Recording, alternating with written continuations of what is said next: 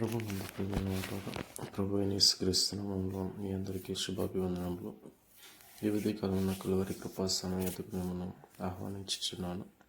నిర్గమకాండం 3వ అధ్యాయము 7వ వచనం 8వ వచనంలో కూడా మనం చూసుకుంటే, కాబట్టి ఐగుప్తీయుల చేతిలో నుండి వారిని విడిపించుటకును ఆ దేశంలో నుండి విశాలమైన మంచి దేశంలో కనుక కనానీయులకు, హిత్తీయులకు, అమోరీయులకు, పెరిజీయులకు, హెవీలకు, ఎబూసీలకు నివాస స్థానమై పాలు తేనెలు ప్రవహించే దేశమునకు వారిని నడిపించుటకు దిగివచ్చి ఉన్నాను.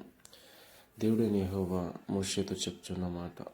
వారి బాధను చూచి వారు పెట్టిన మొరను ఆలకించి దేవుడే దిగి వచ్చినట్లుగా, అంటే వారు బాధపరిచిన బాధ నుంచి, కష్టపెట్టి వారి చేతిలో నుంచి వారిని విడిపించి పాలు తేనెలు ప్రవహించే దేశంలోకి నడిపించడానికి ఆయన దిగి వచ్చాడు. ఈరోజు మన బాధల నుండి, మనం కష్టపడుతున్న దాని నుండి విడుదల కలిగజేసి పాలు తేనెలు ప్రవహించే దేశంలోనికి నడిపించినట్లుగా దేవుడు మనకు సహాయం చేయను గాక.